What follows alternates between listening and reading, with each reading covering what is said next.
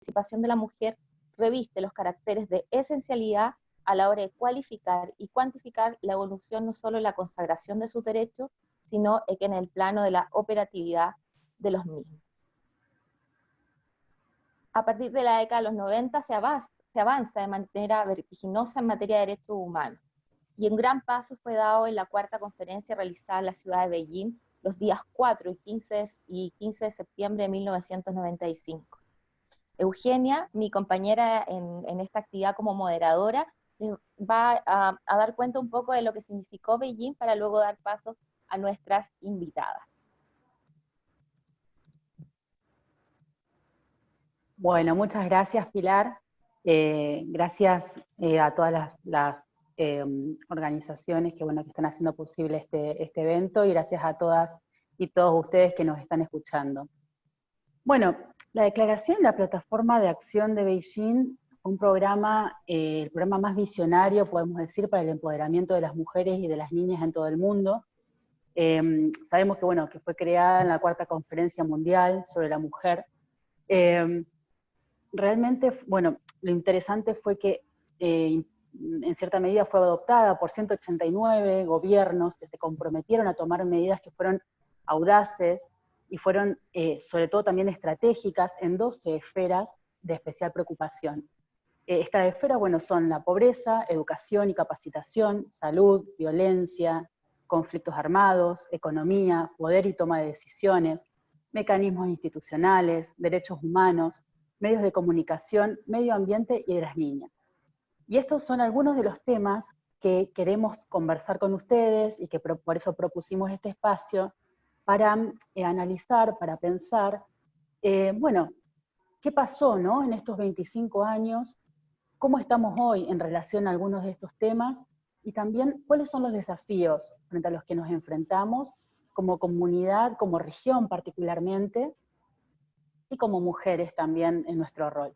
Entonces, decidimos hacer este evento porque, durante este mes de septiembre se cumplen 25 años desde que la Plataforma de Acción de Beijing se estableció el modo de eliminar barreras sistémicas que impiden la participación igualitaria de las mujeres en todas las esferas de la vida, ya sean desde lo público o desde lo privado. Así que para no seguir ocupando el tiempo de nuestras panelistas, tengo el enorme honor de presentar a la primera de ellas que nos está acompañando, a Carolina Rudnis Vizcarra. Carolina es directora ejecutiva de la Fundación Libera, es abogada de la Universidad de Concepción, máster en política criminal de la London School of Economics y becaria Fulbright. Tiene especialización en trata de personas, corrupción y derecho internacional de los derechos humanos, es miembro de la red Capra Course Network, realizó cursos de posgrado en Derecho Constitucional y Derechos Fundamentales en la Universidad Carlos III de Madrid, estudió estudios en Filosofía Moral de la Universidad de Concepción, estudios en Filosofía de las Ciencias en el IFIC, y estudios sobre el Sagrado Femenino con maestras espirituales mexicanas. Se desempeñó como abogada del Departamento de Crimen Organizado del Ministerio del Interior y Seguridad Pública de Chile, desde donde coordinó la Mesa Intersectorial sobre la Trata de Personas y su Plan de Acción Nacional entre 2013 y 2014. Durante el 2016 y 2018 se desempeñó como encargada de Asuntos Internacionales de la Unidad de Análisis Financiero, desde donde lideró la construcción de la segunda Estrategia Nacional contra el Lavado de Activos y el Financiamiento del Terrorismo 2018-2020. Actualmente, como decía en un comienzo, preside la Fundación Libera y se desempeña como docente de Derecho Político y Constitucional en la Universidad del Desarrollo. Se certificó además como coach ontológico en la Escuela Internacional Hacer Sentido. Muchas gracias, Carolina, y bienvenida.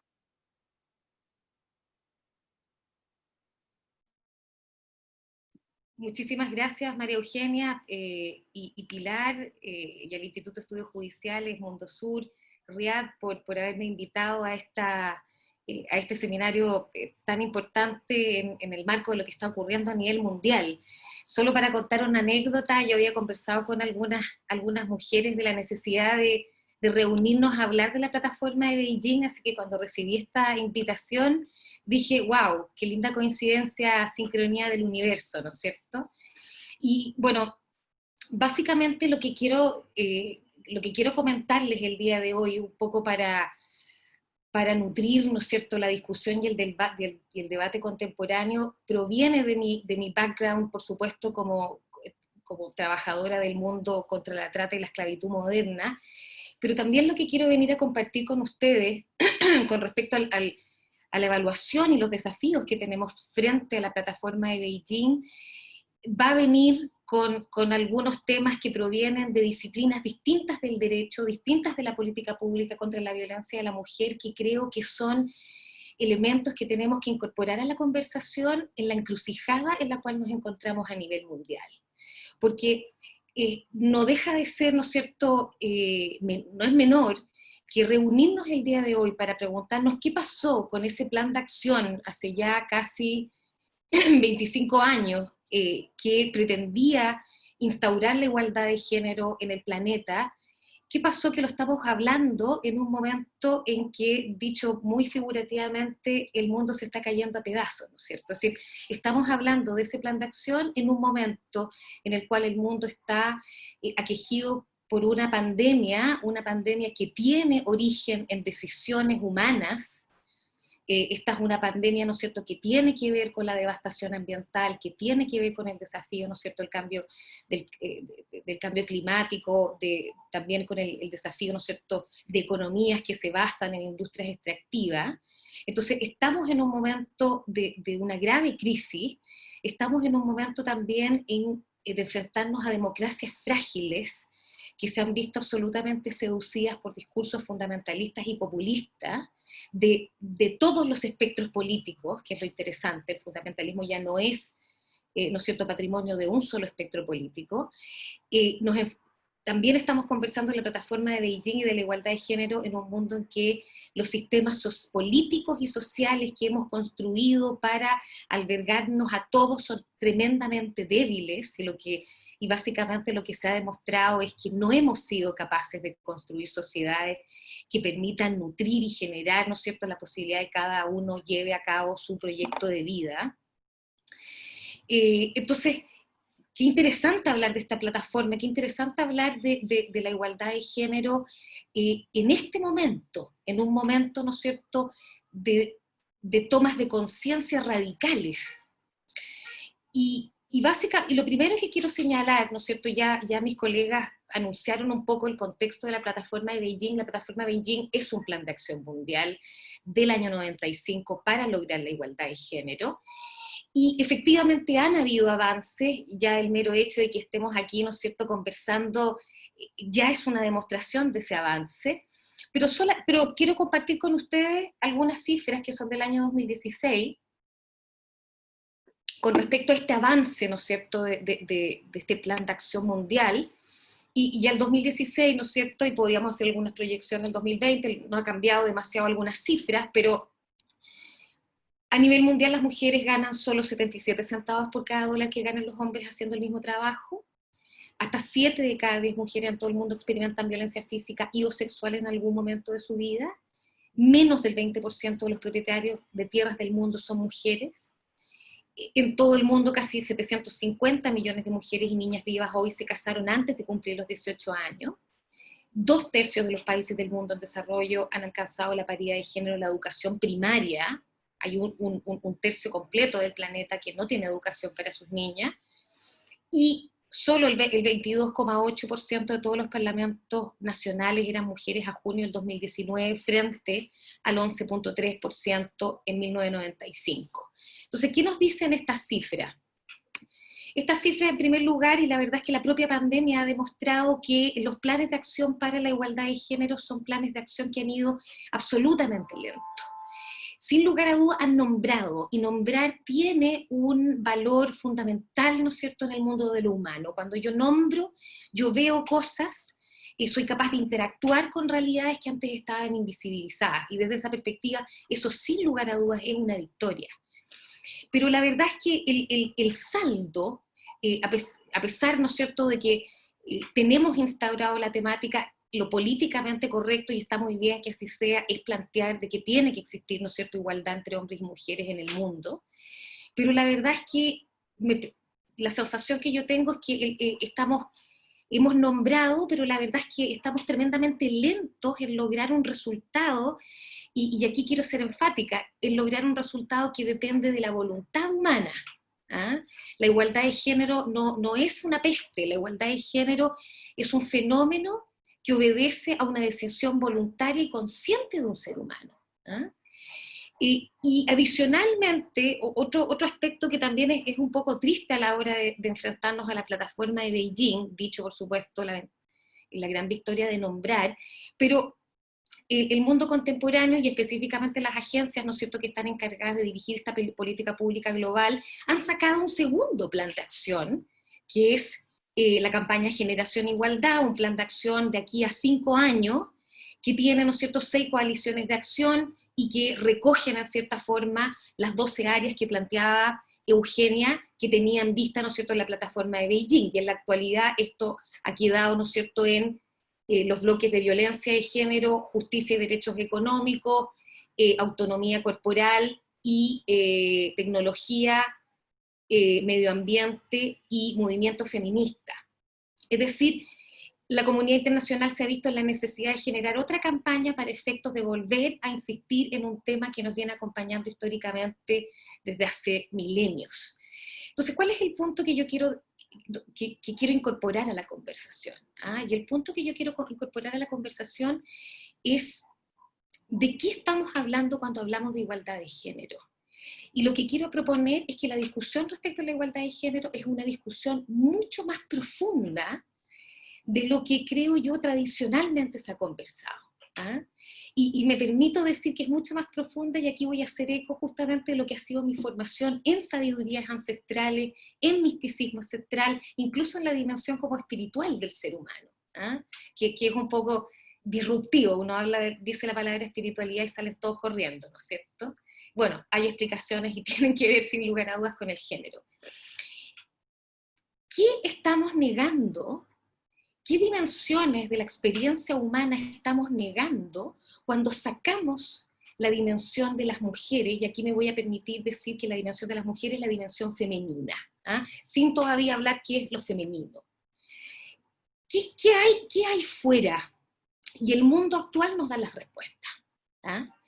Cuando la dimensión femenina está fuera, la dimensión de la experiencia humana está fuera, yo dejo afuera, y quiero que veamos la realidad de las mujeres, yo dejo afuera el cuidado, yo dejo afuera la belleza, yo dejo afuera la sexualidad, yo dejo afuera la consideración de los otros, yo dejo afuera el nutrir, yo dejo afuera la capacidad de dar vida. Eso es lo que yo dejo afuera. En este punto es sumamente importante, creo yo, y es el desafío que tenemos, que empecemos a incorporar nociones, digamos, nociones más ancestrales. Cuando yo dejo la dimensión femenina de la vida, lo que refleja la dimensión femenina de la vida, es una capacidad, es un impulso de nutrir y crear comunidades de vida. La pandemia nos ha demostrado que hemos sido las mujeres las que nutrimos y creamos comunidades de vida. ¿Y qué ocurre? Lo que ocurre es que vivimos en un mundo que, cuando considera que el ser humano, mujer, no es un ser humano sujeto pleno de derechos, cuando no es un igual, esa dimensión de nutrir, ¿no es cierto?, y mantener comunidades de vida desaparece. Y esto es muy interesante porque si nosotros observamos lo que dicen los estudios contemporáneos, y principalmente de los años 70, cuando surge con vigor, ¿no es cierto?, una academia feminista que lo que hace no es otra cosa que recuperar equilibrio en la visión, lo que empieza a decir, ¿no es cierto?, la comunidad científica feminista es: hubo un momento histórico de la humanidad, ¿no es cierto?, donde lo que se honraba en términos de religiosidad, de espiritualidad, eran divinidades femeninas que reconocían como el poder fundamental, el poder de dar la vida, la fuente. Yo provengo, ¿no es cierto?, ¿de dónde vengo frente a las preguntas existenciales? ¿De dónde vengo? ¿Quién soy? ¿A dónde voy? Vengo de la fuente. ¿Ah? Vengo a tener esta vida acá y luego muero para volver a esa fuente. Implica, ¿no es cierto?, la consideración de reconocer esa realidad que se observa en la naturaleza, esa realidad, ¿no es cierto?, de vida, de creación de comunidad, de creación de diversidad, esa interconexión que tenemos todos los seres vivos, ese flujo, ¿no es cierto?, de energía entre un dar y recibir, que lo vemos reflejado en la mantención de ecosistemas, ¿no es cierto?, sanos, es lo que el ser humano reverenciaba en un primer momento de la historia. Y cuando yo entiendo, ¿no es cierto?, que somos un sistema interconectado e interdependiente, más allá de creer o no en alguna realidad supraterrena, pero cuando yo me doy cuenta de esa, si ustedes quieren, de esa ontología básica, todo otro es, como dice Maturana, ¿no es cierto?, un otro legítimo. Cuando el patriarcado, ¿no es cierto?, llega, lo que hace el patriarcado es negar ese mundo que le concede a lo femenino el sitial que tiene, y es el sitial de ser la encarnación y el reconocimiento de este poder de dar la vida. Y lo digo con mucha fuerza porque si nosotros observamos el mundo actual lo que hace en rigor es honrar un poder de dar muerte. El patriarcado, digamos, entendiéndolo como un sistema que ha privilegiado la visión exacerbada de un ser humano por otro ser humano, lo que ha hecho es dejar dimensiones que tradicionalmente, ¿no es cierto?, se consideraban femeninas, pero que estaban presentes en nuestra formación, en nuestra vida como seres humanos, la emocionalidad, el cuerpo, la conexión con nuestra realidad, con los otros, y no, ¿no es cierto?, estas abstracciones mentales que vivimos en la actualidad. En la economía somos números, en la economía, ¿no es cierto?, ya no nos reconocemos como individuos valiosos en esa vivencia íntima, última. Entonces, ¿qué quiero decir con esto? Porque lo que quiero, digamos, compartir es que la plena incorporación de la mujer en todas las dimensiones de la vida humana implica reconocer que tenemos un sistema que no se ha dado cuenta justamente de esa dimensión, ¿no es cierto?, cívica, ciudadana, de entender que somos una comunidad que dependemos los unos de los otros. El patriarcado, ¿no es cierto?, satanizó los atributos femeninos. El patriarcado lo que hizo también fue culpabilizar, ¿no es cierto?, a la víctima. Entonces voy, te mato, te violo, pero es que tú no eres lo suficientemente sumisa. Y instauró esta estructura del miedo que cada vez que nos salimos de esto nos castigan, ¿no es cierto? Pero junto con 2 ello, minutos. perfecto, junto con ello, a nivel cultural, en las metáforas, ¿no es cierto?, con las cuales convivimos en el mundo, son metáforas donde hemos perdido la creencia de ser esta comunidad donde cada uno de nosotros, ¿no es cierto?, contribuye y debe contribuir a nutrir esa comunidad de vida. El desafío que siento yo tiene la corriente feminista en la actualidad es la recuperación de esos equilibrios, es la recuperación de la conciencia de unidad de las comunidades humanas.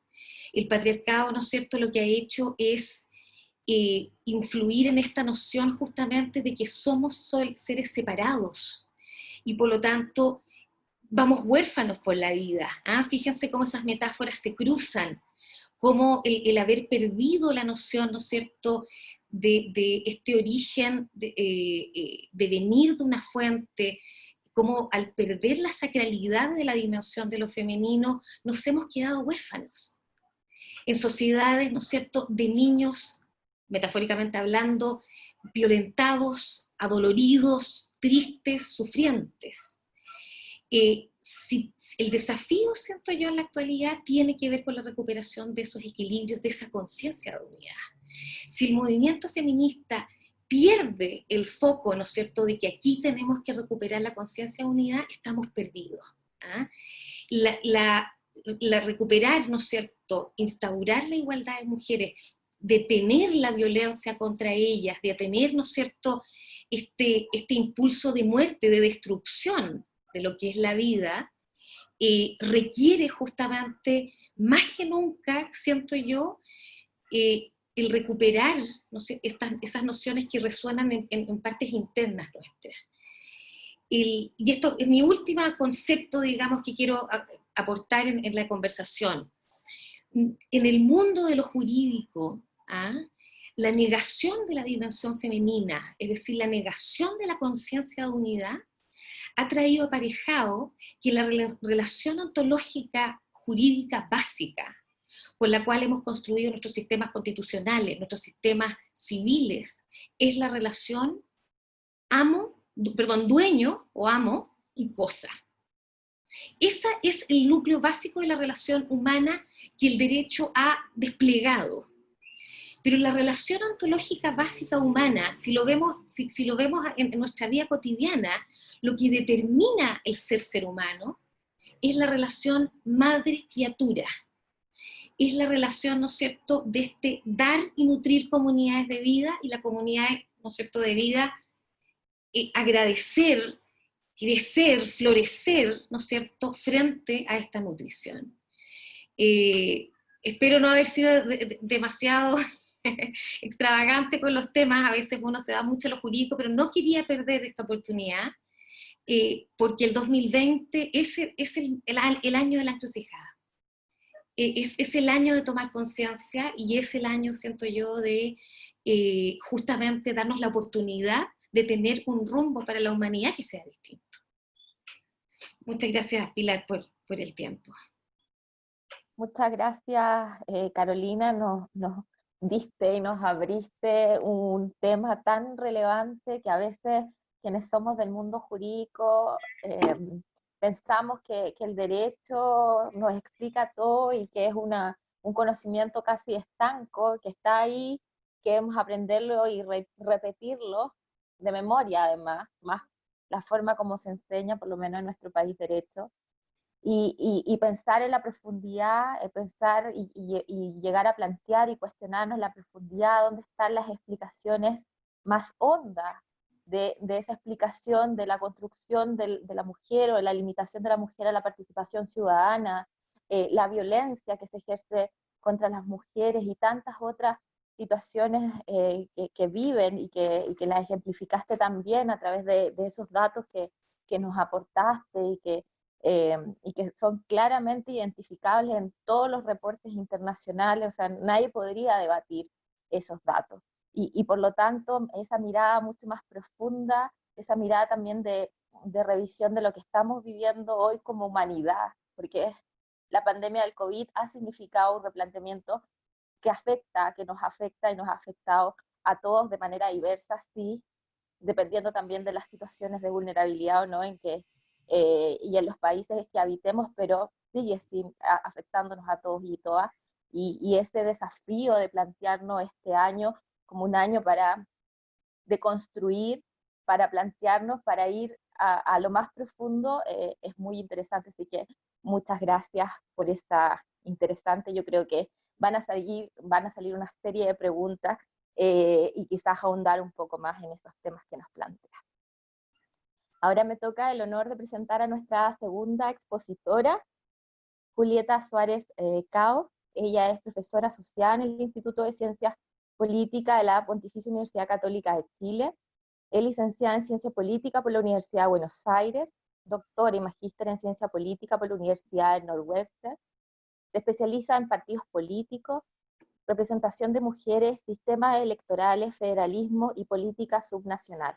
Su trabajo ha sido publicado en revistas científicas y ha coeditado 2 libros, uno sobre sistema de partidos multinivel, Territorio, Poder, Nuevos Actores y Competencia Política, así se llama el libro, y otro sobre política y género, que se llama La política siempre ha sido cosa de mujeres. ha participado del diseño del sistema electoral que garantiza la integración paritaria de la eventual convención constitucional. Además es coordinadora y, si no me equivoco, fundadora de la red de politóloga, y ahí nos manda el enlace www.nosinmujeres.com. Le doy la palabra entonces. Julieta, muchas gracias por aceptarnos y compartir también este espacio con nosotras. Muchas gracias por la invitación, gracias por invitar a una prima de otra disciplina. Me siento igualmente muy cercana al derecho, me parece muy interesante. Desde la ciencia política creo que hay mucho diálogo fructífero que podemos tener, así que estoy muy contenta de tener esta oportunidad y agradeciendo entonces a la Asociación de Magistradas, al Instituto de Estudios Judiciales y a Mundo Sur por la invitación, por estar en este panel tan interesante. La verdad que Carolina me dejó pensando y eso es súper bueno. Me quedé pensando en esta idea, ¿no? De cómo desde la ciencia política y un poco también desde el derecho, porque esos son conceptos también de derecho, cómo desmontar todo esto implica empezar a deconstruir este contrato sexual, ¿no? Que es como la base de todos los contratos sociales que son explícitos y que vienen a posteriori, ¿no? Pero este contrato sexual que nos deja a nosotras recluidas a las tareas de reproducción, al ámbito privado, a las tareas no reconocidas, no remuneradas, y que sin embargo son las que sostienen la sociedad, como bien decía Carolina, ¿no? Esta idea de pensar entonces en comunidad en general, reproducción y producción, en un mismo nivel de importancia, y obviamente con hombres y mujeres ocupándose de ambas esferas, ¿no? Y cómo pensar eso parece ser algo profundamente disruptivo ahora en el siglo XXI, ¿no? Y a mí esta oportunidad me pareció muy interesante porque me senté a releer seriamente la plataforma de acción de Beijing, que siempre la había leído más en diagonal. Empecé a recordar que cuando empezaba la facultad, algunas de mis profesoras habían ido a Beijing y nos contaban de esto, y a mí me parecía algo como tan alejado y digamos, volvían como muy empoderadas. Y ahora entiendo por qué. Cuando la leo es algo que se podría haber escrito este año. Y eso es malo, en realidad, porque pasaron 25 años. Entonces mi primera impresión fue, hemos avanzado tanto, pero hemos avanzado tan poco a la vez, ¿no? Y ahí Carolina nos hablaba de voluntad humana, yo había escrito voluntad política también, ¿no? Digamos, qué poca voluntad política que hay, y a la vez tiene sentido, ¿no? Porque si lo pienso desde mi disciplina, los derechos no se regalan, ¿no? Los derechos se conquistan, los derechos se luchan por ellos, pero a la vez es algo muy fuerte. Recomiendo a quienes no la hayan leído en los últimos años releer la plataforma, porque son cosas que yo me encuentro diciendo hoy en día como si fueran las grandes ocurrencias del 2020, y en realidad es algo que ya estaba en la agenda internacional desde probablemente la CEDAW en el 75, así que ni hablemos de cuántos años atrás. A mí por ahí como politóloga me interesan dos puntos más que otros, son de los que más puedo hablar dentro de la plataforma, que tiene que ver obviamente con la representación de mujeres, con la participación de mujeres en los espacios de poder. En general yo lo suelo ver en espacios democráticos, ¿no? Porque como hablaba Pilar, mi investigación en general es más hacia representación política de mujeres, pero en eso la plataforma es súper amplia y nos hablaba de mujeres a todo nivel, en los sindicatos, en los partidos, en las universidades, ¿no? Si pensamos en Chile, esto fue algo que salta a la primera plana, digamos, del conocimiento nacional en el 2018, con las tomas feministas de las universidades, ¿no? Y esto porque no había tampoco voluntad política de empezar a encauzar este cambio necesario hacia la igualdad de género, ¿no?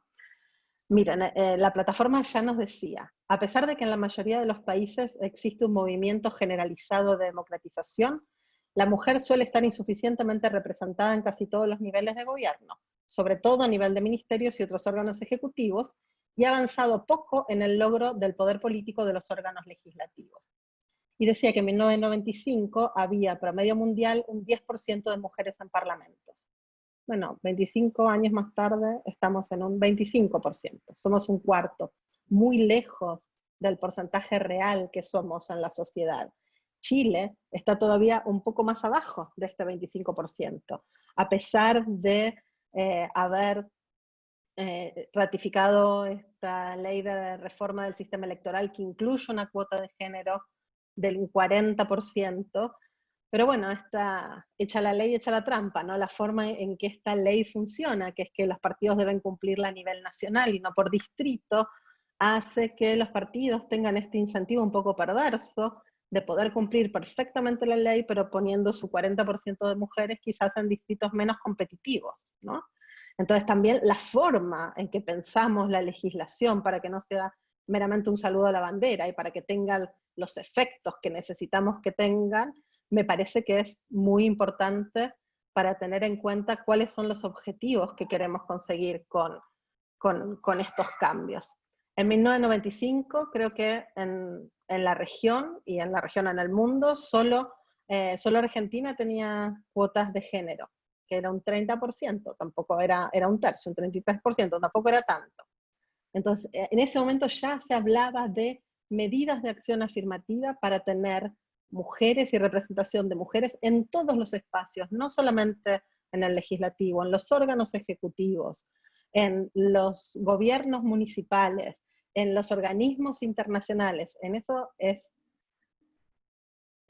un poco descorazonante ver lo poco que hemos avanzado, ¿no? Digamos, se avanzó bastante en el legislativo, no tanto en otros ámbitos. Ahora, como decía Pilar, Chile en esto puede terminar siendo la vanguardia del mundo, ¿no? Si el 25 de octubre gana el apruebo, si se escoge como órgano para redactar la nueva constitución, la convención constitucional, va a ser la primera constitución del mundo redactada de manera paritaria, con esta voz de la ciudadanía, que como dice la teórica política Nadia Urbinati, no es una voz única, es una voz diversa, es una voz de hombres, mujeres, de pueblos originarios, de personas en situación de discapacidad, de, digamos, una voz diversa en serio, ¿no? Esta es la voz de la ciudadanía y esto es lo que tenemos que volver a reencantar. Y yo creo que si conseguimos eso, va a ser cada vez más fácil, espero, ojalá, poder alcanzar niveles más cercanos a la paridad realmente en la toma de decisiones, ¿no?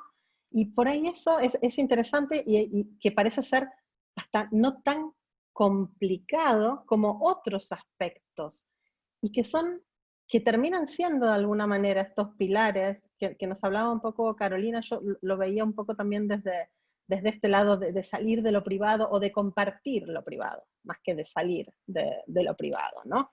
De dejar que esto sea un ámbito solamente de mujeres. La plataforma de acción ya nos hablaba de corresponsabilidad, que también parece ser un término de la última década, ¿no? No lo llamaba corresponsabilidad, pero hablaba de reconocer que las responsabilidades son compartidas entre hombres y mujeres, tanto en el ámbito laboral como en el familiar. Y esto yo creo que es quizás donde todavía más nos falta avanzar, al menos como región en América Latina. No sé, no me atrevería a decir que quizás con la excepción de los países escandinavos, yo no sé si en otros lugares del mundo, digamos, se puede hablar de un avance real hacia la igualdad de género en temas tan importantes como son la corresponsabilidad y esta posibilidad, ¿no?, de que las personas puedan hacer compatibles su vida familiar con su vida profesional, su vida pública de alguna forma con su vida privada, ¿no? Y que eso en general tiene como este catch 22, ¿no? Algunas mujeres logramos, ¿no? Salimos del espacio privado, pero bueno, ahora tenemos vida profesional y además nos hacemos cargo de la doble jornada, ¿no? De la jornada familiar, de la jornada doméstica en el caso de las parejas sin niñas. Entonces, eso también es interesante, cómo en realidad la igualdad real no se consigue solamente con estas mujeres en posiciones de poder. Si estas mujeres, una vez que vuelven a su casa, tienen una doble jornada, o tienen que contratar otras mujeres en situaciones más precarias para que realicen ese trabajo, ¿no? Y yo creo que esto es, no sé, el objetivo del futuro, pero un futuro muy cercano, por favor. Esto es lo que hay que desmantelar para poder tener una real igualdad de género. Y la verdad que creo que de esto estamos muy lejos en América Latina. En Chile, el porcentaje de hombres que se acogen al postnatal maternal, ¿no? Al que viene de los últimos 3 meses, que puede ser optado para ser compartido entre padre y madre, en general los hombres lo utilizan muy poco. Y lo utilizan muy poco y probablemente por infinidad de razones que tienen que ver con que suele ser el salario más alto de la casa, ¿no? Con un montón de condiciones, con que obviamente también quizás para las guaguas es mejor estar con la madre, ¿no? Pero entonces lo que hay que hacer es generar mejores sistemas de postnatales familiares, que se puedan quedar tanto el padre como la madre, junto quizás el primer año con los hijos para poder tener una verdadera corresponsabilidad doméstica, ¿no? Yo recuerdo cuando se hablaba de esto, un amigo decía, a mí me encantaría tener un postnatal de 6 meses, ¿no? Era académico también, ¿no? No saben cuántos papers escribirían esos 6 meses. Bueno, esa no es la idea del postnatal, ¿no? La idea es precisamente estar y ocuparse de las necesidades de tu hijo, de tu hija. Entonces, a mí eso me parece fundamental. Esto se ve exacerbado durante la pandemia. Lo que muestran las encuestas que estamos viendo cotidianamente casi sobre la brecha del uso del tiempo entre hombres y mujeres en lo relativo a las tareas domésticas, tengan o no tengan hijos, ¿no? Digamos, hasta parejas sin hijos también cae profundamente sobre la responsabilidad de la mujer. Entonces, esta noción de que la corresponsabilidad, que el verdadero cambio revolucionario es que los hombres empiecen a hacer cargo también de estas tareas para poder lograr la igualdad de género, más allá de que nosotras empecemos a ocupar estas posiciones de poder. La plataforma nos habla de tener indicadores claros de trabajo no remunerado. Yo desconozco si en algún país del mundo se mide con el mismo nivel de precisión, de consistencia, de recurrencia en los institutos nacionales de estadísticas, si se mide el trabajo no remunerado, si se mide el trabajo doméstico, si se miden los trabajos de cuidado.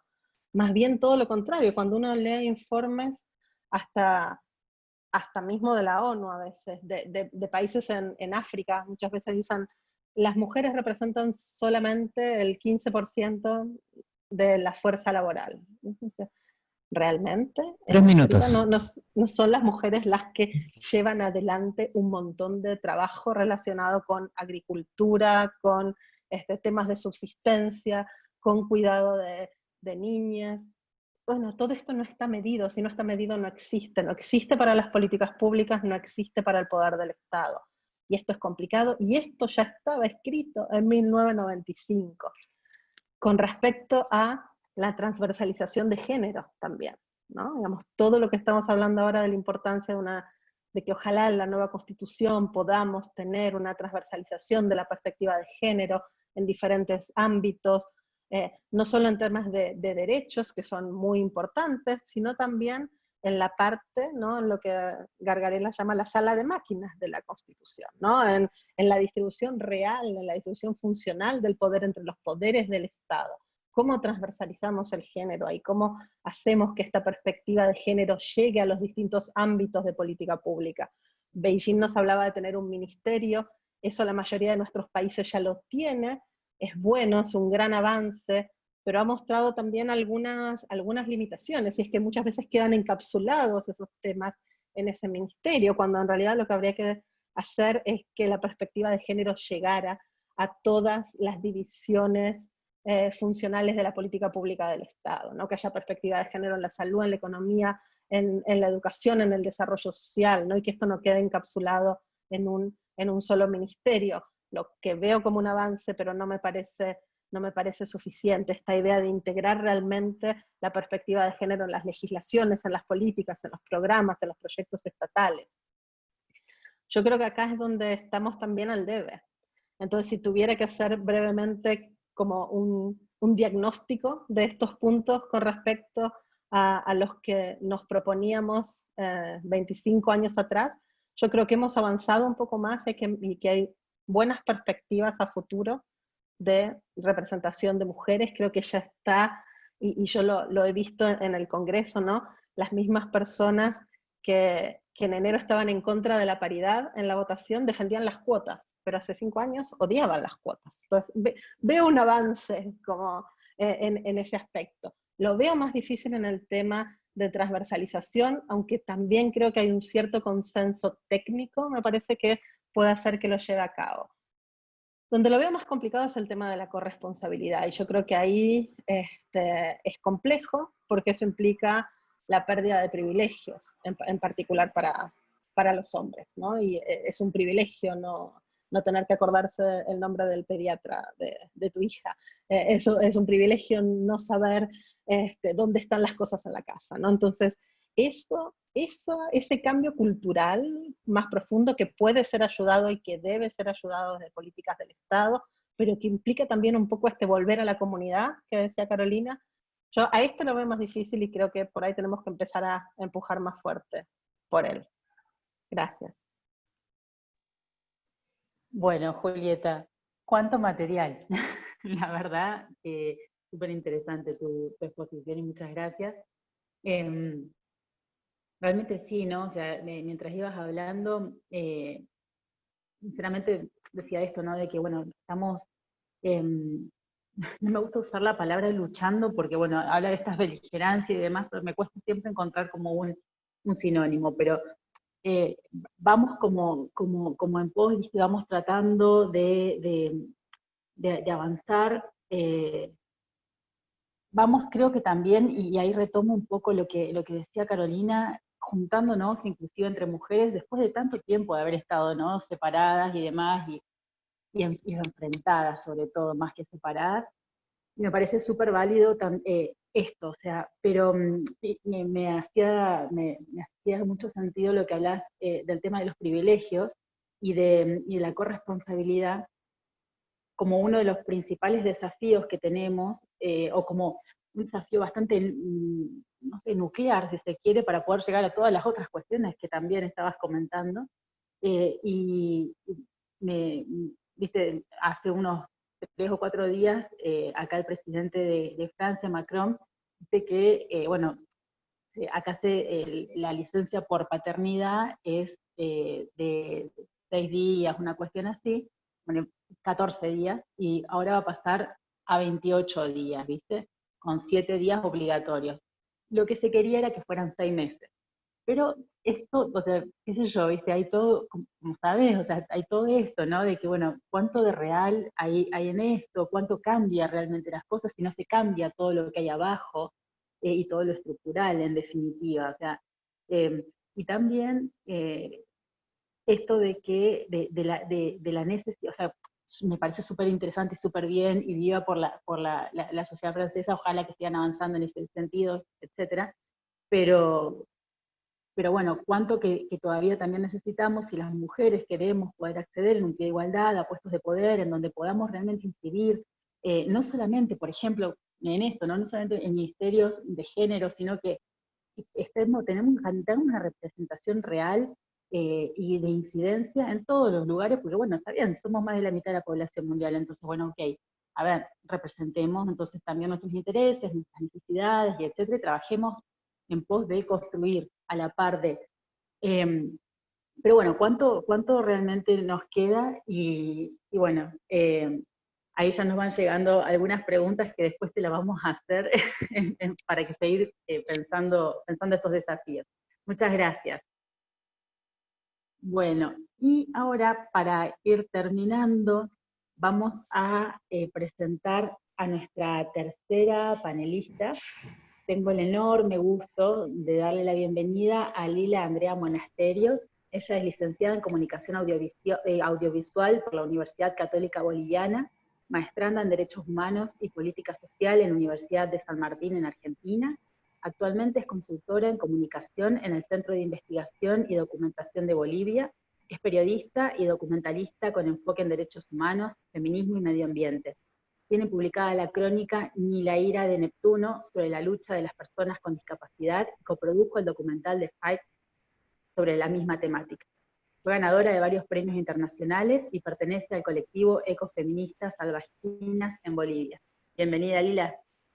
Muchas gracias y mil disculpas por el retraso. Acabo de volver de una marcha que había justo hoy día por la acción a favor del medio ambiente. Entonces ahí los horarios se me entrecruzaron. Seguramente más tarde veré lo que las compañeras pudieron decir previamente. Primero, agradecer el espacio y poder estar aquí presente hablando para la gente que conozca un poco más de este enfoque ecofeminista, ¿no? Y voy a ir desglosando la temática a nivel un poco más general, centrándolo luego en Bolivia y luego volviendo a los desafíos que existen en la región. Bueno, el ecofeminismo, como decía Eugenia, yo pertenezco al colectivo Ecofeministas Salvajinas que está en Bolivia, con quienes accionamos desde ya un par de años por la enorme variedad y cantidad de luchas que tenemos principalmente contra el extractivismo, ¿no? Entonces, no somos las primeras ecofeministas en Bolivia, ya desde el año 2000 creo que como que tuvo eso una crecida, pero eso viene en realidad desde los años 70, surge de la movilización ese resurgimiento que hubo en los años 70 de la movida pacifista y feminista, y que en algún momento se entrecruzaron y se percataron de por qué el medio ambiente nos está afectando más a las mujeres, ¿no? Entonces, esta problemática se vio reflejada principalmente en cómo la industrialización estaba incrementando a pasos agigantados y se veía muy lejos de las ciudades, en los territorios donde no llegaba todo ese desarrollo del que se hablaba, y se pudo empezar a dialogar sobre esto. Si bien en un primer minuto, en una primera instancia, pudo haber sido bastante esencialista la mirada desde el ecofeminismo, principalmente por las corrientes norteamericanas, ¿no? Esto de decir que porque es mujer tiene más esta intuición de ser madre y por eso puede cuidar mejor la naturaleza, que es, bueno, tenemos que pensar que eran los años 70, estábamos en plena Guerra Fría, eran otras las discusiones. Más allá de esa crítica que siempre hay al ecofeminismo, ahora se va superando eso, ¿no? Porque también hay que entender que así como hay una pluralidad de feminismos, también lo hay de ecofeminismos, ¿no? Más allá de esa crítica que a veces es como que, bueno, ya fue, ya pasamos esa etapa, ahora se trata más que todo de centrarnos en las luchas ecologistas, medioambientalistas. Cada línea tendrá su propia forma. Habrá las constructivistas, habrá las que hablen más de teología, habrá las que hablan más de la historia, ¿no? Por diferentes lados. En Argentina hay una corriente constructivista bastante interesante, la verdad. Pero bueno, ¿cómo llega el ecofeminismo a Latinoamérica? Lo hace por medio de las teólogas, ¿no? Entonces esto a veces es como, ¿cómo puede estar esto relacionado? Pero claro, en esos momentos, eran 80s, 90s, estaba esto de la teología de la liberación, ¿no? Entonces toda esta crítica de la misma gente que está dentro de ese mundo religioso que le hacía a la estructura de la iglesia y que eran quienes trabajaban con los más pobres, con las poblaciones más vulneradas. Entonces ahí es donde empieza a integrarse esto del ecofeminismo, y hay una serie de autoras ecofeministas teólogas que hablan mucho sobre estas problemáticas, ¿no? Entonces ahí es donde empieza a surgir y centrarse dentro de la región.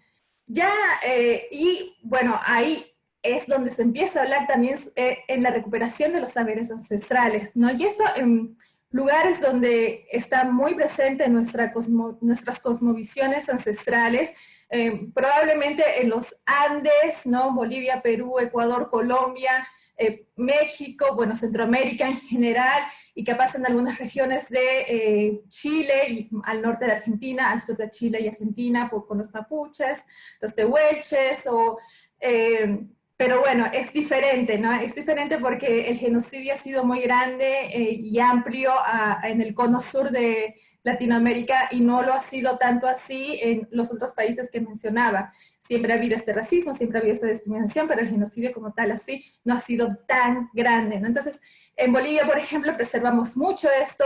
Entonces, cuando vemos que hay una línea que nos dice que no está bueno estar como muy ligada a esto de un ser espiritual, de un Dios, o teniendo en cuenta solamente este monoteísmo católico en general, ¿no?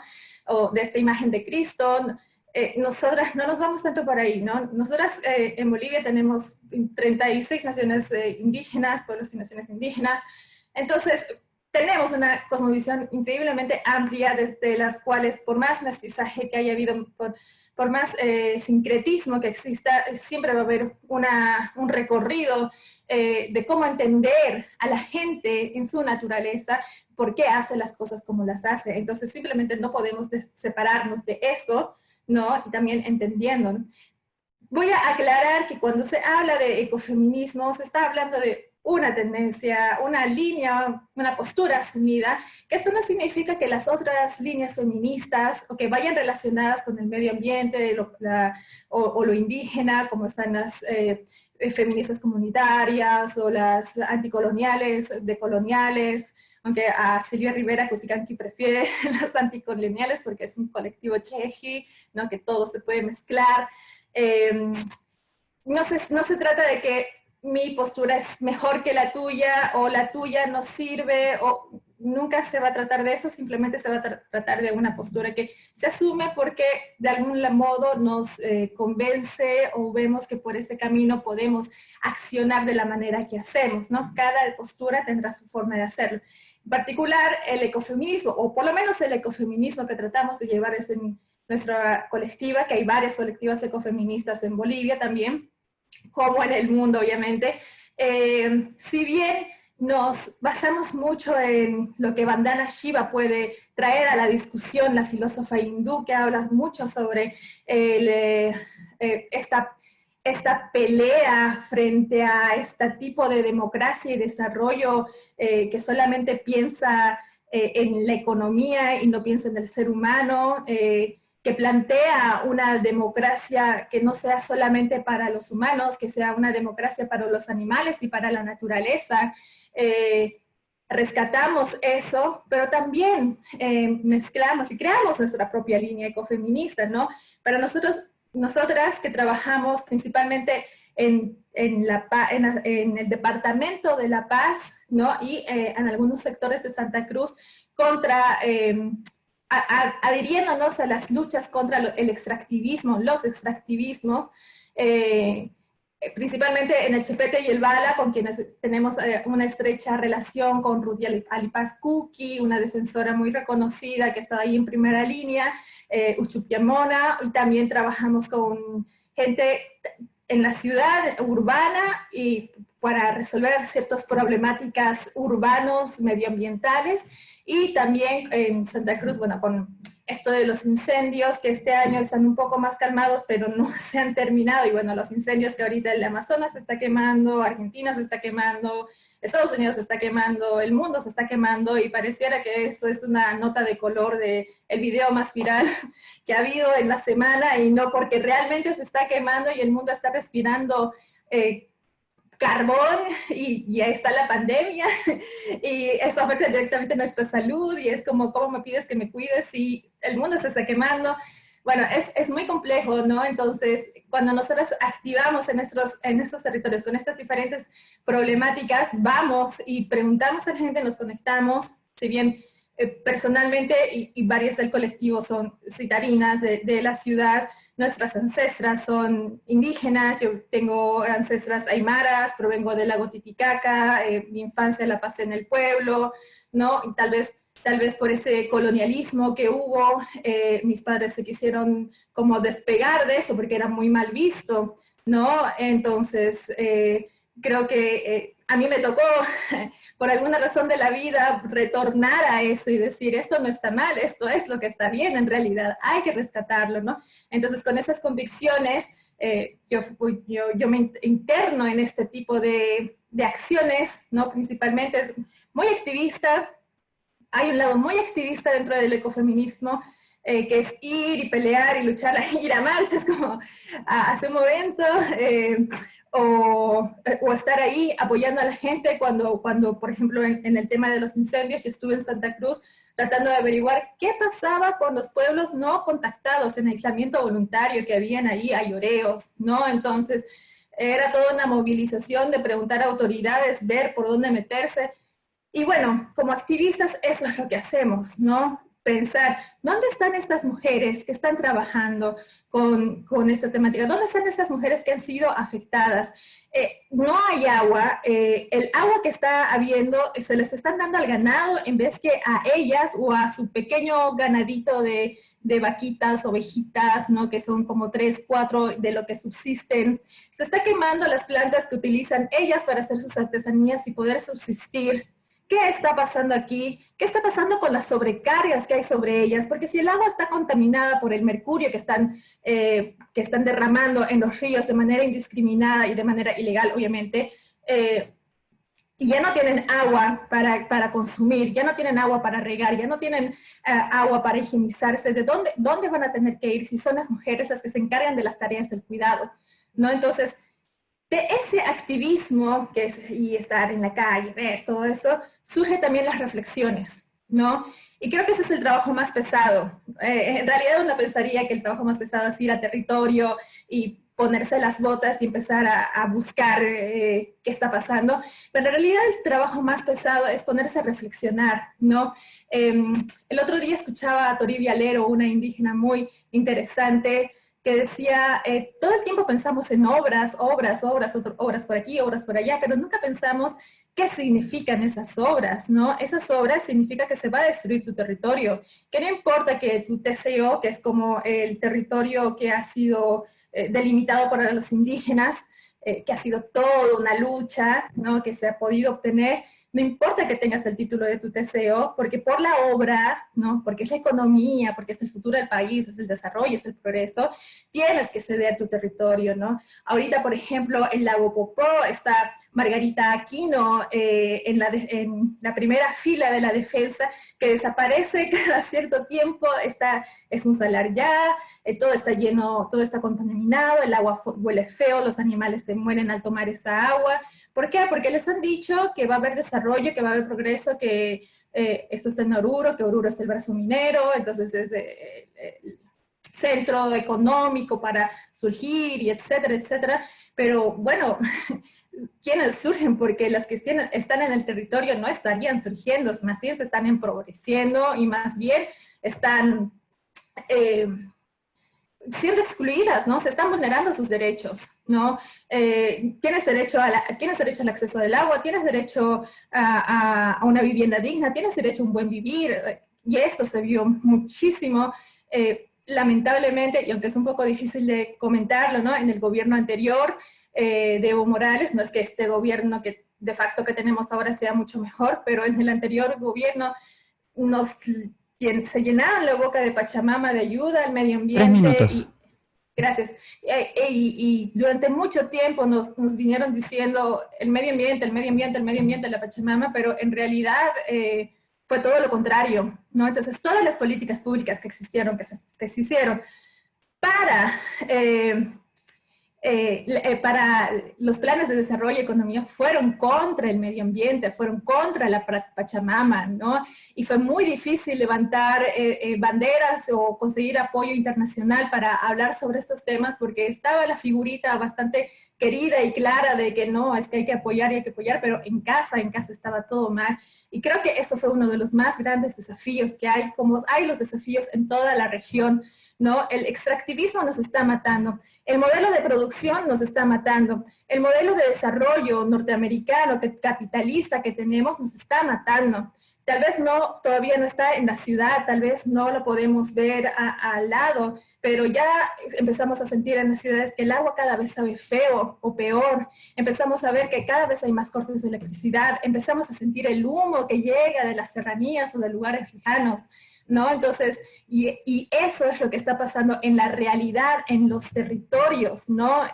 Y como no lo vemos, pensamos que no existe. Y como los medios están cooptados para callar todo eso, porque reciben pauta de ese agronegocio, de esa expansión de la frontera agrícola, no sabemos nada. Oh, sí, te quieres manifestar en contra, eres ecoterrorista, ¿no? Entonces, porque así es como nos han tratado durante muchos años, ¿no? Entonces, con el ecofeminismo, y para cerrar la idea, lo que nosotros tratamos de hacer es, por un lado, activar y estar en los territorios, que es muy importante hablar frente a frente con esas mujeres, entenderlas, que no todas se identifican como feministas, porque el feminismo es un concepto que viene de otros lugares. Nosotras venimos del sur, del sur global del mundo, nosotras tenemos otro tipo de cosmovisiones. Habrá algunas que entiendan y que digan, sí, ok, soy feminista, pero es una lucha de mujeres que viene desde mucho antes, desde antes de la colonia, ¿no? Entonces, miles de conceptos que podría hablar en este momento, pero bueno, no me voy a extender mucho más, quisiera escucharla también a las demás, y espero haber sido clara con todo lo que quería decir en esta mi presentación. Muchas gracias. Muchas gracias, Lila, muy interesante. Si bien por lo que nos comentabas, por tu trabajo en el activismo, no pudiste unirte antes, pero cómo las cosas y las ideas de mujeres que vienen de mundos distintos, que participan también desde el activismo, desde la red de politóloga, desde el trabajo contra la trata de Carolina, se concentran y logran encontrar esos puntos en común, como es el tema del cuidado, la corresponsabilidad, la importancia también de lo que nos referías del diálogo, de quizás el feminismo es una construcción un poco más occidental, si uno quiere, pero también se entiende como esa reivindicación por la igualdad, y esa reivindicación por la igualdad es un lenguaje mucho más universal y que necesita también quizá desde esa perspectiva un necesario diálogo entre aquellas que hemos estudiado más desde una teoría feminista más teórica, desde los feminismos de Estados Unidos, como hacías referencia tú, o de Europa, y empezar a dialogar con aquellas mujeres que también trabajan con la reivindicación, trabajan por la igualdad y aportando, y la necesidad un poco que nos planteó Carolina al principio, de esta mirada más amplia, acerca de la igualdad y más profunda acerca de estas conversaciones, y cómo también el desarrollo, y cómo hemos mirado el desarrollo, y cómo hemos invalidado la sabiduría de los otros para construir y dialogar y pensar en un mundo mejor entre todas y todos. Así que muchas gracias por tu intervención. Comenzamos entonces con la ronda de preguntas. Vamos a hacer una pregunta por el tiempo a cada una de las expositores. Les pedimos que se tomen unos 3 minutitos, por favor, para comenzar. Yo le voy a hacer una pregunta a Carolina, que es un poco una pregunta que le hizo Gladys Cornejo Díaz a través de la plataforma de Facebook, y que hizo relación con este desafío que nos planteabas, Carolina, de la igualdad, y un poco relacionado con lo que dijo Julieta sobre los privilegios, ese privilegio que tienen los hombres de no saber cómo se llama el pediatra, ni saber dónde están las cosas de la casa. Y ahí cómo ese privilegio, cómo lo replanteamos, o cómo desmontamos ese privilegio para pensar y lograr efectivamente la igualdad. Gracias, Pilar, por la pregunta. Qué interesante la pregunta, porque mira, es un privilegio el hecho de que yo me puedo dar el derecho de no considerar a las personas que viven dentro de mi entorno. Es decir, privilegio significa que yo puedo tener el derecho de negar a los que me rodean. ¿Ese es el privilegio? Mira cómo está, eso es lo interesante del patriarcado, cómo dio vuelta a todo. No es, ¿cómo va a ser un privilegio Es decir, claro, es un privilegio en la medida de que en la medida de que el valor que yo le asigno, ¿no es cierto?, sea, bueno, el mejor, el más fantástico, el que tiene el poder, ¿no es cierto?, es aquel que no tiene que preocuparse del resto, que puede vivir de forma, ¿no es cierto?, autónoma, independiente, con un sustento que lo mantenga. Pero ahí es donde se dan vuelta los conceptos, porque el desafío que tenemos no tiene que ver con que el hombre nos entregue el privilegio de poder negar a los otros. Lo que tenemos que hacer es dar vuelta a los mapas y empezar a honrar a aquellos que se dedican a mantener y nutrir la comunidad de vida que me sostiene. ¿Te fijas? Porque puede ocurrir, y eso es lo interesante, y yo sé que aquí puede que se me tiren algunas feministas, yo soy feminista, pero en el feminismo hay mucha discusión con respecto a la maternidad. ¿Ah? Y si tú me preguntas a mí, esa discusión con respecto a la maternidad tiene como origen la satanización de la maternidad por parte del patriarcado. Porque efectivamente cuando el poder de dar la vida no es igual de valioso, es decir, no es más valioso que el poder de dar la muerte, por supuesto que la maternidad es una carga. Y cuando la mujer ha sido cosificada, y nosotras como abogados, la mujer fue cosificada en el derecho romano, que es el origen de todos nuestros ordenamientos, y es el origen de las plantillas mentales de nuestra ideología más profunda, porque no cuestionamos cosificaciones del individuo. ¿Y qué vemos en la pandemia, ¿no es cierto?, en relación a este privilegio? Bueno, justamente lo que ocurre, lo que pasa es que lo que ha sido muy interesante de la pandemia, y por eso yo digo que el 2020, y no lo digo yo, lo dice un montón de gente, pero es un momento de encrucijada. La pandemia develó, la pandemia lo hizo público, ahora lo vemos todos, ¿te fijas? Entonces, ahora, ¿cómo honro? ¿Cómo vuelvo a honrar? Que es un poco, ¿no es cierto?, lo que Lila está haciendo con el ecofeminismo, que, mira, lo primero siento yo, para recuperar los equilibrios, lo primero que tenemos que recuperar con los equilibrios es empezar a sacarnos los filtros para ver la realidad y empecemos a ver la realidad profunda. Y la realidad profunda, ¿no es cierto?, tiene que ver con que hemos institucionalizado la norma de la ley del más fuerte, entendido por fuerza la fuerza física, que es en rigor lo único que como grupo humano nos diferencia a las mujeres de los hombres. ¿Y qué diferencia hay si tú lo piensas así, chuta, a ver, la fuerza. ¿Ah? Y justamente ha sido la fuerza la que torció la mano, porque vivir bajo la ley del más fuerte, ¿qué significa? Que aquel que tiene la fuerza no la utiliza para equilibrar, sino que la utiliza a su favor.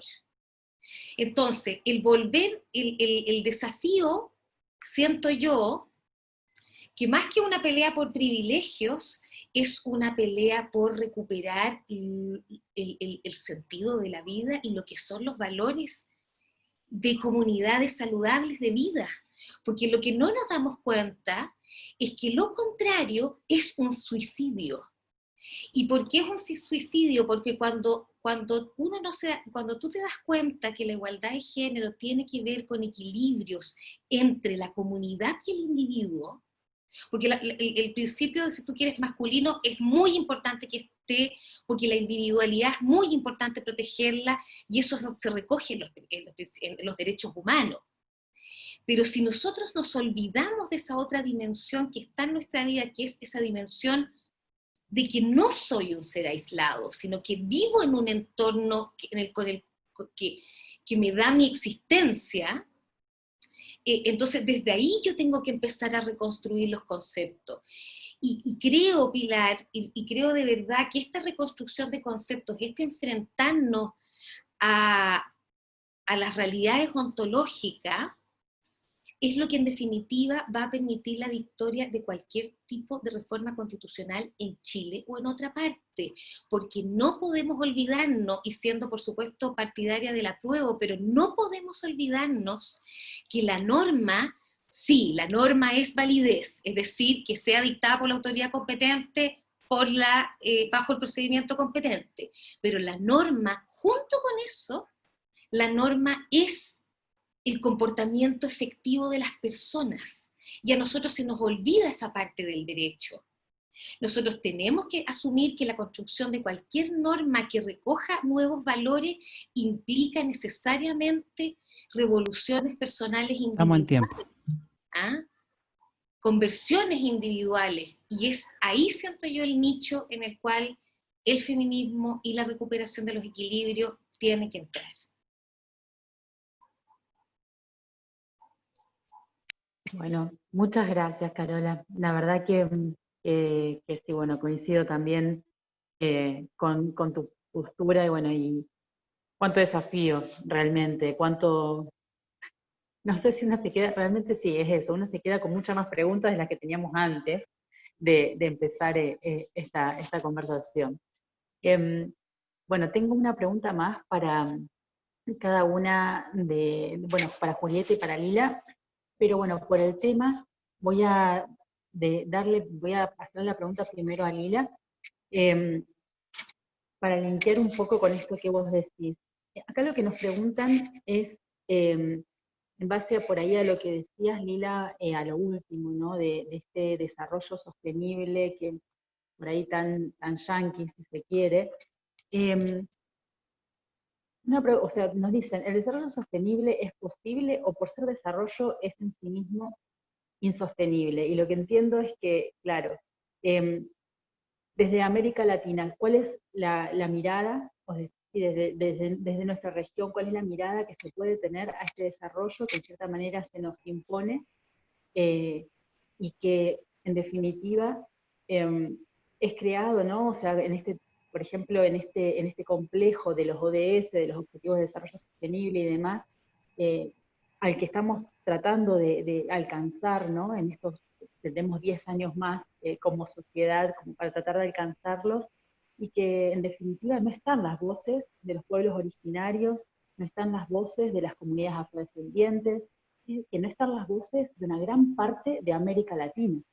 Entonces, este desarrollo sostenible que queremos alcanzar, ¿es la vía? ¿Es o no? ¿Cómo lo ves vos?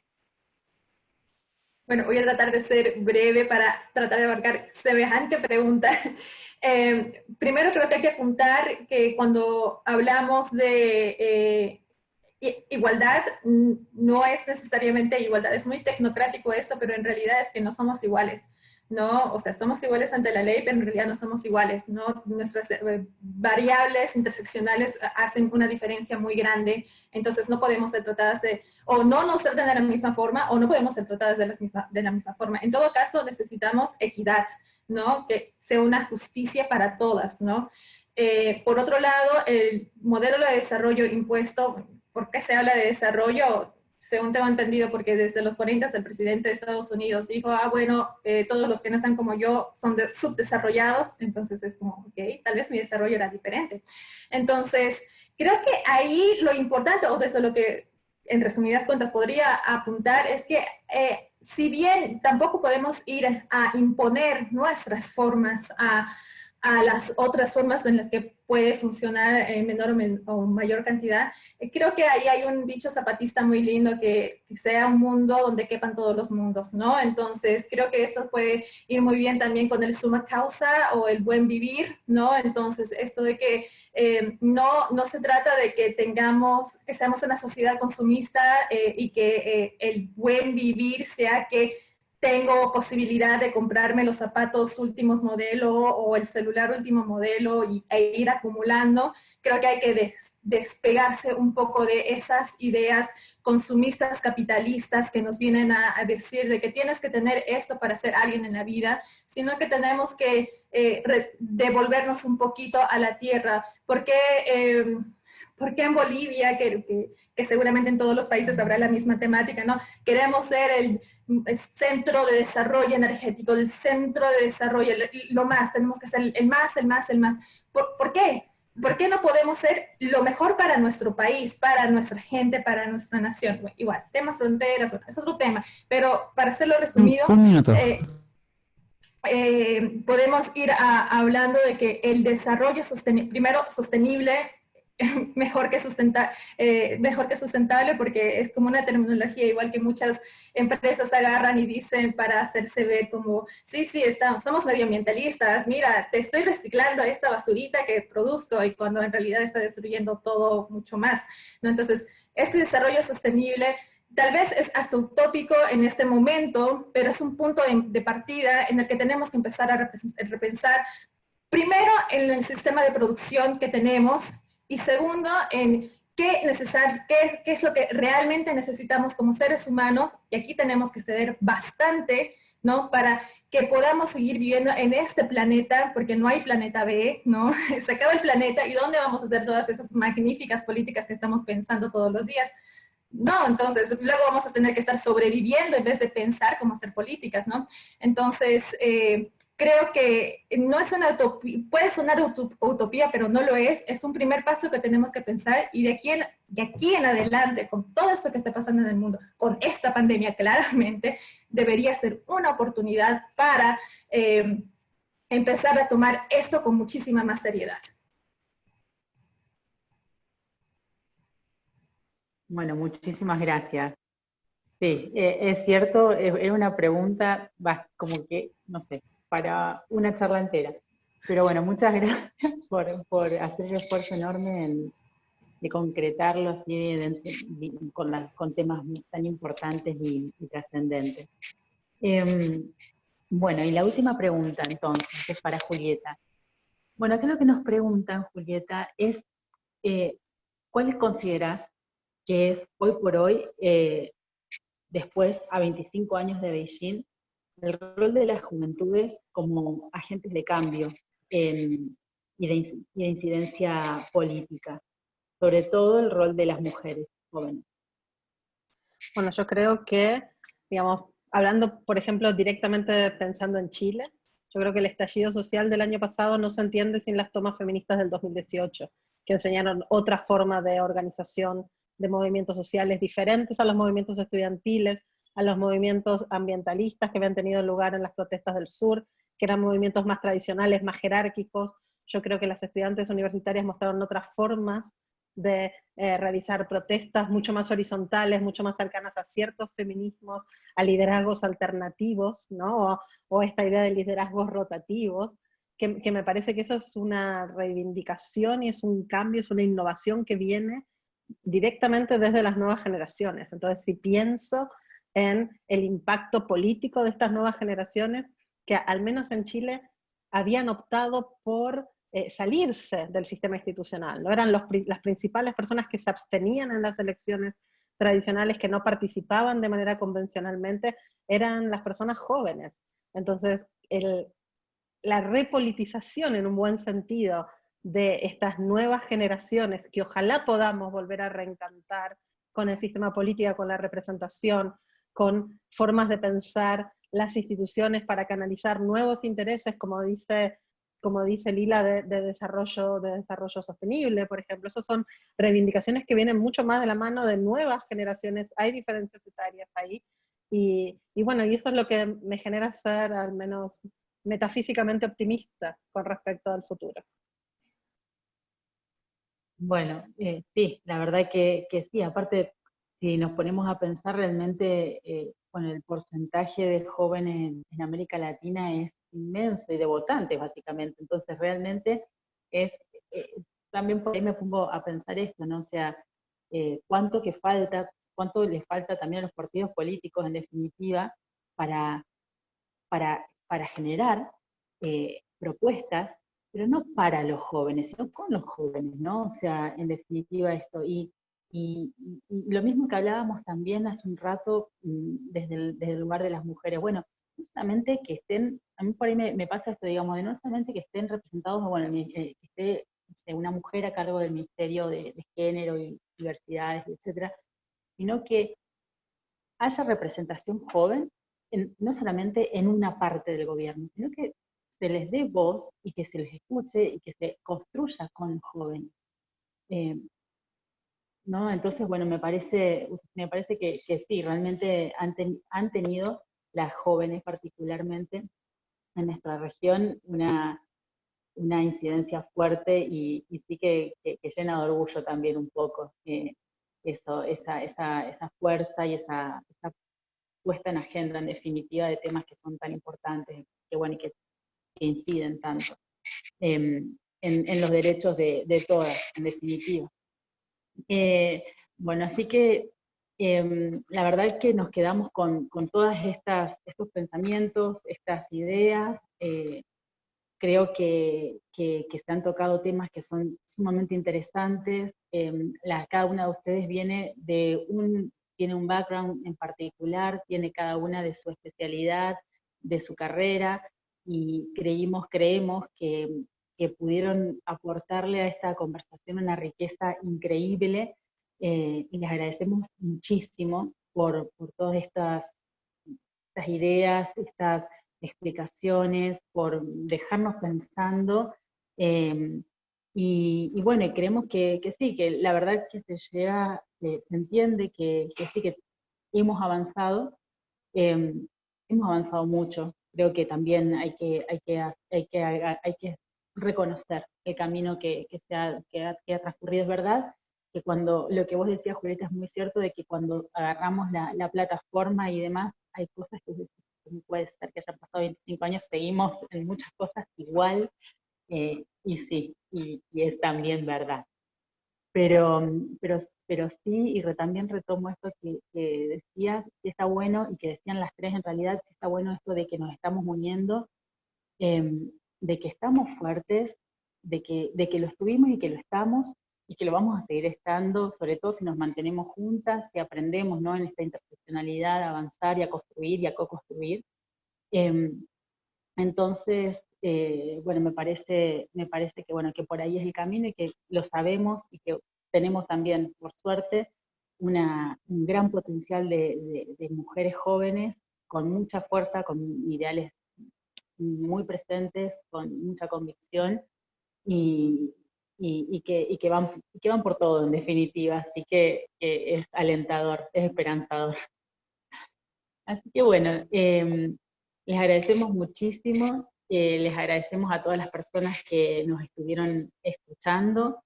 Les invitamos a todas y todos y todes a que nos sigan también en las redes sociales, y que sigan también a las tres impresionantes mujeres que estuvieron con nosotros. Y bueno, y les agradecemos muchísimo. Que tengan muy buenas tardes.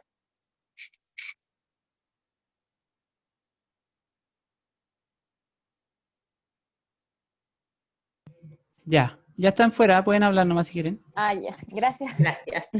No queda aquí Uy, se como... Muchas gracias, perdón por la tardanza, qué vergüenza. No es No, pero nada, no se notó, ¿no? mujer. Como que quedó bien. Quedó bien, Ensamblado. bien. Sí. Oye, Bueno, muchas gracias. gracias. Yo creo que Sí, estuvo encantadísimas de súper, conocerlas, chicas. súper interesante terminar además la semana así con temas, y además el planteamiento fue buenísimo, de verdad.